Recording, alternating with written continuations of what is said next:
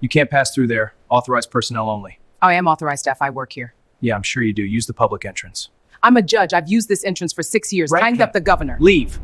Officer Jason Miller had just 90 seconds before he destroyed his career. The woman standing before him wasn't confused. She wasn't lost. She had parked in the judge's lot, used her keycard to access the secured hallway. But Jason decided she looked like someone who didn't belong. What Jason didn't realize was that Judge Williams had a photographic memory for faces and voices, and had presided over hundreds of cases involving officer misconduct. Before we continue, where are you watching from right now? Drop your state or country below. And if accountability stories are your thing, hit that subscribe Judge Tanya button. Williams was 39 years old and had served on the bench for 6 years. Before that, she spent 8 years as a prosecutor. She handled over 100 cases and won 87% of them. She was tough, brilliant, and no one who knew her would ever describe her as someone easily pushed around. That Tuesday morning began like any other. Tanya, as her friends called her, woke at 5:30 a.m., went on a 3-mile run, showered, and put on one of her work suits, a charcoal gray Armani that cost more than some people's monthly rent. She had motions to hear all morning and a sentencing scheduled in the afternoon. She reviewed all case files over the weekend. She was ready. She arrived at the courthouse at 7:45 a.m. The building officially opened to the public at 8 o'clock, but judges, staff, and security personnel could enter earlier through secured entrances. Tanya had done this hundreds of times. She parked in the judge's only lot behind the building, used her key card at the rear entrance, and walked down the secured hallway toward her chambers. That's when Jason Miller stepped out from the security office and blocked her path. Jason was 29 years old and had worked as a courthouse security officer for 11 months. He wasn't a police officer in the traditional sense. He was employed by a private security company contracted by the county. He wore a uniform similar to a police uniform, carried a firearm, and had arrest authority within the courthouse, but he lacked the full training of a sworn officer. Jason had mostly worked night shifts, meaning he rarely interacted with judges or attorneys. He had been moved to the day shift just 2 weeks earlier. He was still learning routines, faces, and the flow of people through the building. When he saw Tanya walking through the secured hallway, his mind made an instant judgment. Young, female, black, not in uniform. Must be lost or trying to slip in early. He stepped directly into her path. "Hey, you can't pass through there. That area is for authorized personnel only." Tanya stopped. She had been mentally reviewing her docket and hadn't noticed him approach. She looked up, noticed his uniform, and immediately understood what was happening. She had seen it before, not usually directed at her, but at others who didn't fit what security expected. "I am authorized staff," she said calmly. "I work here." Jason looked her up and down. The expensive suit didn't register. The key card clipped to her belt didn't register. The leather briefcase bearing the Georgia State seal didn't register. All he saw was someone who, in his mind, didn't belong. "Yeah, I'm sure you do," he said, his tone dripping with sarcasm. "Turn around and use the public entrance like everyone else." Tanya felt the familiar tightness in her chest, a feeling she had experienced countless times in her life. Being followed in stores, being questioned about belonging, being mistaken for a secretary, a paralegal, a cleaner, anything except who she actually was. "I'm a judge," she said, keeping her voice steady. "I've used this entrance for 6 years. Please step aside." Jason actually laughed. "And I'm the governor telling you to leave." This was the moment most people would have complied, turned around, walked away, avoided the confrontation. But Tanya wasn't most people. She had built her career fighting for justice. And justice didn't mean obeying those who misused even a little authority. "I don't have to follow your orders," Tanya said. "I've accessed this hallway with an authorized key card. I'm heading to my chambers and you have no legal grounds to detain me." Jason's expression hardened. He was used to compliance. When he gave instructions, people followed them. This woman was challenging him, and he didn't like it. "You're in a restricted area without visible authorization," he said, trying to sound official. "I can detain anyone who poses a security risk." "A security risk?" Tanya's voice remained calm, but there was steel underneath. I'm a 40-year-old woman in a business suit carrying a briefcase. What exactly about me suggests I'm a security risk? You're refusing to comply with security protocols. No, you're inventing protocols because you've decided I don't belong here. There's a difference. A door opened down the hallway.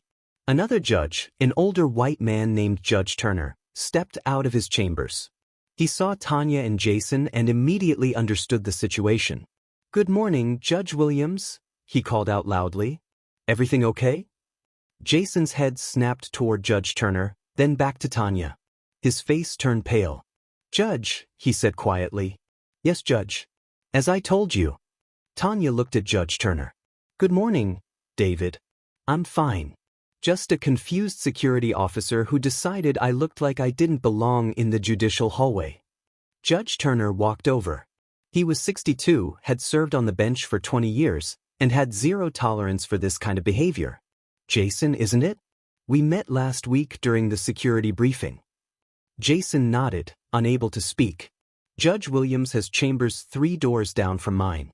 She's been here for 6 years. She's one of the most respected judges in this courthouse. And you just detained her?" I didn't know." "She didn't." Jason stumbled over his words. "She didn't what?" Judge Turner cut in. "She didn't look like what you think a judge should look like? Have you ever been told you don't belong in your own workplace? Type yes in the comments." Tanya raised her hand. "David, it's fine. I'll handle this." She turned to Jason. "You stopped me because I'm black and you assumed I couldn't possibly be a judge. You ordered me to leave even though I accessed a secured area with proper credentials. You used your authority to intimidate me into compliance. And you did all of this while calling me a liar." "Judge Williams, I'm so sorry I didn't." "You didn't think," Tanya interrupted. "You made an assumption based on how I look and doubled down when I told you the truth. That's not a training issue.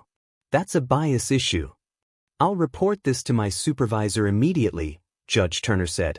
"No need," Tanya replied. "I'll handle it myself.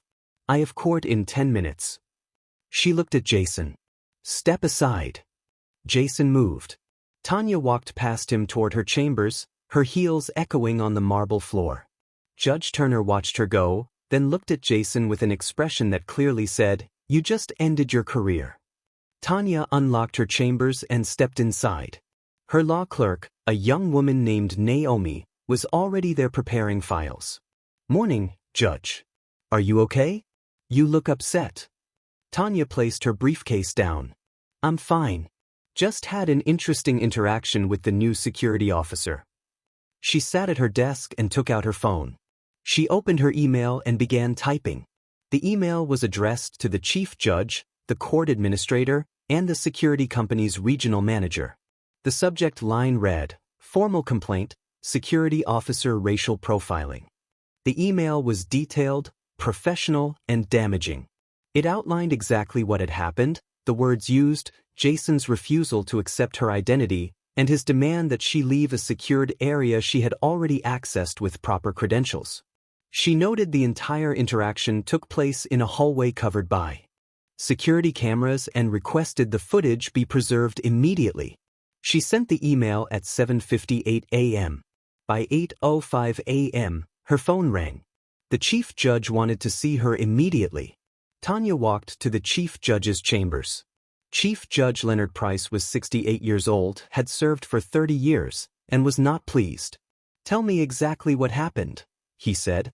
Tanya explained every detail, every word. Chief Judge Price's jaw tightened as the story continued. When she finished, he remained silent for a moment. "I'm going to pull the security footage immediately," he said. "This is completely unacceptable." "I'm not asking for special treatment," Tanya said. "I'm asking that the same standards applied to everyone else apply here. If he profiled me, if he abused his authority, there should be consequences." "There will be," Chief Judge Price said firmly. By 9 a.m., the security footage had been retrieved and reviewed. It showed exactly what Tanya described. Jason blocking her path, the exchange, his dismissive body language, his refusal to let her pass even after she identified herself. The security company's regional manager, a woman named Janet Holloway, arrived at the courthouse by 10 a.m. She watched the footage 3 times. "This is indefensible," she said quietly. Jason was called into an emergency meeting. Present were Janet Holloway, Chief Judge Price, the court administrator, and a representative from the county's legal department. They played the footage for him. "Can you explain your actions?" Janet asked. Jason tried. He said he didn't recognize Judge Williams. He said he was following protocols. He said he was just doing his job. Security protocols don't include racial profiling. Janet said, "You stopped a woman who had legitimate access to a secured area. You told her to leave after she identified herself as a judge. You refused to believe her. And you did all of this to someone who uses that hallway every single day. I didn't mean, your intent doesn't matter. Your actions do. And your actions violated our company's policies on non-discriminatory conduct and proper use of authority." The meeting lasted 30 minutes. By the end, Jason was suspended pending a full investigation. The investigation lasted 2 weeks. During that time, investigators reviewed footage from every shift Jason had worked at the courthouse. They were searching for patterns. They found them. Jason had stopped 4 other women of color who worked in the courthouse during his 11 months of employment. A Latina court reporter whom he questioned about why she was in the building before public hours. A black prosecutor whom he followed to confirm she was actually going where she claimed. An Asian interpreter whom he asked for 2 forms of identification even though she was visibly wearing courthouse credentials. None of these women had filed formal complaints. They had all assumed it was just an overzealous security officer. They showed their identification, proved who they were, and moved on. But when investigators interviewed them as part of Tanya's complaint, they all described similar experiences. Jason treated them with suspicion. He questioned their right to be in the building. He demanded extra proof of identity. The court reporter, Mari Svega, told investigators that Jason had stopped her 5 separate times over 3 months. Each time she carried her court reporter equipment and wore her courthouse badge. Each time Jason acted as if he had never seen her before and questioned her authorization. It got to the point where I started arriving later when the public entrance opened just to avoid him, Marisol told investigators. "I have early cases sometimes and I'm supposed to use the secured entrance, but dealing with him every time wasn't worth it. I felt like I had to prove I belonged there every single day." The prosecutor, Tanya Mitchell, described an incident where Jason followed her from the parking lot all the way to the district attorney's office. "He didn't say anything at first, just walked about 10 feet behind me the entire time. When I finally turned around and asked if he needed something, he said he was making sure I knew where I was going. I've been a prosecutor here for 8 years. I know where I'm going." The interpreter, Grace Liu, had been stopped by Jason in the main lobby while visibly wearing her courthouse interpreter badge. He asked for my identification. I pointed to my badge. He said he needed to see a driver's license or state ID as well. I asked why since I was clearly credentialed. He said it was new protocol. I showed him my license. Later, I watched him interact with a white male attorney in the same lobby. That attorney wasn't wearing any visible identification, and Jason simply waved and said good morning. No request for ID, nothing. Meanwhile, footage showed Jason interacting with white male attorneys, white female staff, and white judges. In those encounters, he was polite, deferential, and never demanded identification, even when individuals accessed secured areas. Investigators found at least a dozen instances where white attorneys or staff entered the secured judicial hallway without Jason even acknowledging them, let alone questioning them. Some were not wearing visible credentials. Some were visiting attorneys who did not regularly work in the courthouse. Yet Jason never stopped them, never questioned them, never demanded proof. One particularly revealing clip showed Jason holding the door open for an older white man in casual clothes, jeans and a polo shirt, who entered through the secured entrance. The man wore no identification. Jason never asked who he was or why he was there. The man turned out to be a retired judge visiting a friend. He had no authorization to use the secured entrance, but Jason allowed him through without question. 2 days later, that same Jason stopped Tanya Mitchell, who was wearing a prosecutor's badge and carrying files clearly marked district attorney's office, and demanded additional identification. The pattern was undeniable. Jason made assumptions based on race and gender. He viewed women of color as inherently suspicious and used his authority to challenge their presence in ways he never did with white employees. The investigation also uncovered troubling details about Jason's background. Before joining the company, he had worked at 2 other security jobs. At one, he was terminated after 3 months for behavior incompatible with company values. At the other, he resigned before a disciplinary hearing related to complaints about his treatment of customers. The security company had conducted only a basic background check. They verified his guard license and checked for criminal history, but they did not contact previous employers for detailed references. Had they done so, they would have discovered his pattern of targeting people of color. This made the company's liability even clearer. They failed to properly vet an employee who then went on to discriminate against multiple courthouse workers. The investigation report spanned 23 pages. It concluded that Jason had engaged in racial profiling, violated company policies, and created a hostile work environment for minority employees. It recommended immediate termination. The report also identified systemic failures in the company's hiring and training practices. It noted that guards received minimal instruction on implicit bias, that there was no system for tracking complaints against individual guards, and that there was no oversight of how guards interacted with courthouse staff compared to the general public. The report recommended enhanced background checks, including detailed reference calls, mandatory implicit bias training before assignment, refresher training every 6 months, a formal anonymous complaint system for courthouse staff, and quarterly audits of guard interactions to detect patterns of discrimination. Jason was terminated 3 weeks after the incident with Judge Williams. The termination letter cited violations of company policy on non-discriminatory conduct, failure to treat all individuals with respect regardless of race or ethnicity, and actions that damaged the company's relationship with its major client. Jason appealed the decision through the company's internal grievance process. He argued that he had been following his understanding of security protocols, that he had no intent to discriminate, and that termination was too severe for what he described as a misunderstanding. The grievance committee reviewed all evidence. The footage from Tanya's encounter, the recordings showing his pattern with other women of color, the contrasting footage of his interactions with white employees, the testimony from the 4 women, and his prior employment history. The appeal was denied. The committee noted that while intent matters, impact matters more.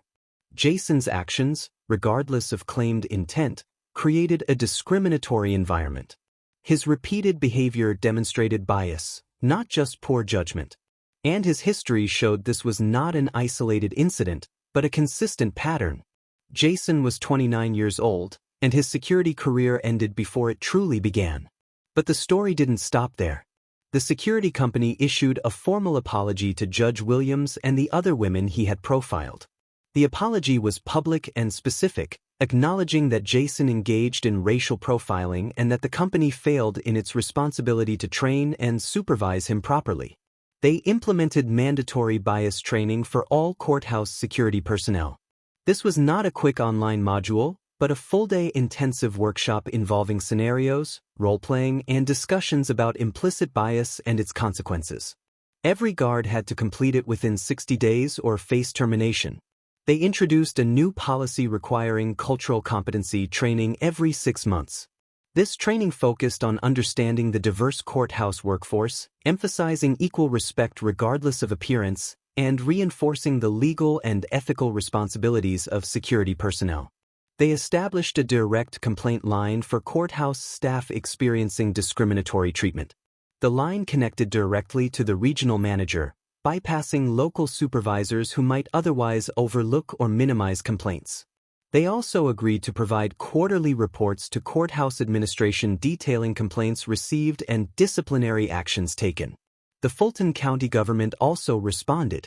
They reviewed their contract with the security company and added provisions requiring thorough background checks, including review of prior complaints related to discrimination. They mandated quarterly reports on security interactions categorized by race and gender to identify patterns. They created a formal process for courthouse staff to report security concerns directly to the court administrator. The county also implemented its own training program for all courthouse personnel, including judges, on recognizing and addressing bias in the workplace.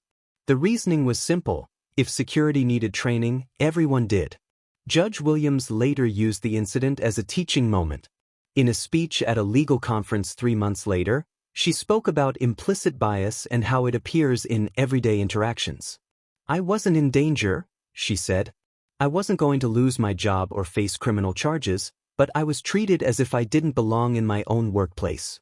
And if it can happen to a judge in a courthouse, imagine what happens to ordinary people every single day. Imagine being stopped while grocery shopping, walking in your neighborhood, or sitting in your car, and not having the authority or credentials to push back." She continued, "The courthouse should be a place where justice is not only delivered but also demonstrated. Every person who works there, from judges to clerks to cleaning staff, should be treated with equal respect. When a security guard profiles people based on race, when he demands extra proof of belonging from some while letting others pass, he isn't protecting anyone. He's reinforcing the very injustice we're supposed to fight against." Do you think Jason deserved to be fired? Type "fired" in the comments. The speech quickly went viral. It was shared thousands of times across social media platforms. Other women, especially women of color in professional roles, began sharing their own experiences in response. The public defender mistaken for a defendant. The doctor assumed to be a nurse. The lawyer mistaken for a secretary. The CEO asked if she was there to clean the office. The stories poured in. Hundreds, then thousands. Each one a small but painful reminder of being told, directly or indirectly, that you don't look like you belong. A black female pilot shared how she was repeatedly stopped in Crewonly airport areas, with security unable to believe she was actually a pilot. An Indian-American engineer described being questioned at her own company's security desk, with guards assuming she was there for an interview instead of working as a senior director. A Native American attorney recounted being told she was in the wrong building while trying to enter a prestigious law firm where she was a named partner. A Middle Eastern surgeon spoke about patients asking for the real doctor, even after she introduced herself. The stories seemed endless, but the theme was always the same: assumptions based on appearance, and those assumptions consistently working against people of color. Judge Williams' speech sparked a broader conversation. Law schools began adding discussions of implicit bias into professional responsibility courses. Bar associations started offering continuing legal education credits for bias awareness training. Courthouse administrators across the country reviewed their security policies and training systems. Meanwhile, Jason tried to rebuild his life. He applied to more than 20 security companies in the Atlanta area. Every application asked about past terminations. Every background check revealed he had been fired for racial profiling. Every reference call confirmed the same story. No one hired him. Reference call confirmed the same story. No one hired him. He widened his search, applying in other cities, hoping distance would help. It didn't. The security industry is smaller than it seems, and reputations travel fast. His name was known. His case was known. No company wanted the liability. He tried applying under different names or leaving jobs off his application, but employment gaps raised questions, and background checks uncovered the truth. Some employers confronted him. Others simply rejected him without explanation. Jason spent 6 months unemployed. His savings ran out. He couldn't afford rent and had to move back in with his parents. At 29 years old, he found himself in his childhood bedroom, with no clear path forward and growing frustration. In his mind, he had been treated unfairly. Yes, he made a mistake. But did that mistake deserve to end his career? Didn't he deserve another chance? But employers saw something else. They saw a pattern of behavior. Someone previously warned about similar conduct who hadn't changed.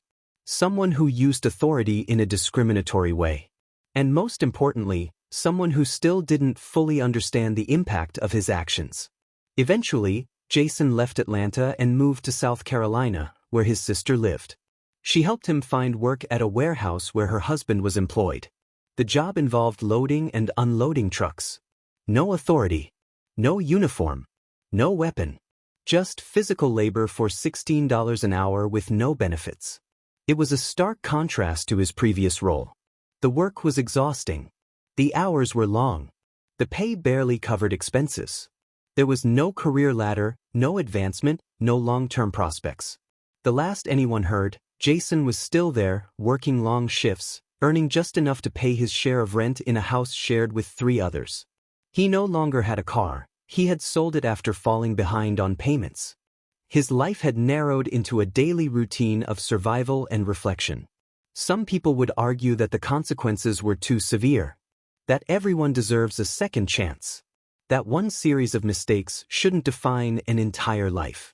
But Judge Williams addressed that perspective months later in an interview. Jason wasn't fired for one mistake, she said. He was fired for a pattern of behavior across multiple jobs. He had been warned before. He had been disciplined before. He had opportunities to learn and change, and he didn't. At some point, consequences must match actions. She continued, when you're in a position of authority, when your decisions affect people's dignity and safety, the standards have to be high. If you can't meet those standards, if you misuse that authority to discriminate, then you shouldn't have that authority. It's that simple. Judge Williams continued her work on the bench. She built a reputation as a fair but firm judge. She didn't project Jason's actions onto every security officer she encountered, but she never forgot what happened. She became a strong advocate for implicit bias training within the legal profession. She spoke at law schools about examining personal assumptions. She mentored young lawyers of color, helping them navigate systems that sometimes still questioned their presence. Every morning, as she walked through that secured hallway to her chambers, she remembered the moment a security officer saw not her credentials, not her experience, not her authority, but only his assumptions. Jason Miller made a single assumption that November morning. He saw a black woman in a restricted hallway and decided she couldn't be a judge. That assumption cost him his career and exposed a pattern that had affected others for months. The security footage from that encounter has now been viewed more than 3 million times. It is used in diversity training programs nationwide. It is shown in security courses as an example of what not to do. It is discussed in law schools as a lesson in professional respect. One moment, one assumption, one refusal to believe someone when they told you who they were, and consequences that extended far beyond one guard and one judge. If this story changed how you think about snap judgments and assumptions, share it with someone who needs to hear it. Make sure you're subscribed for more stories about accountability and justice. Drop a comment about a time someone made the wrong assumption about you. And remember, credentials don't define worth, but respect should always be universal. Thanks for watching all the way through.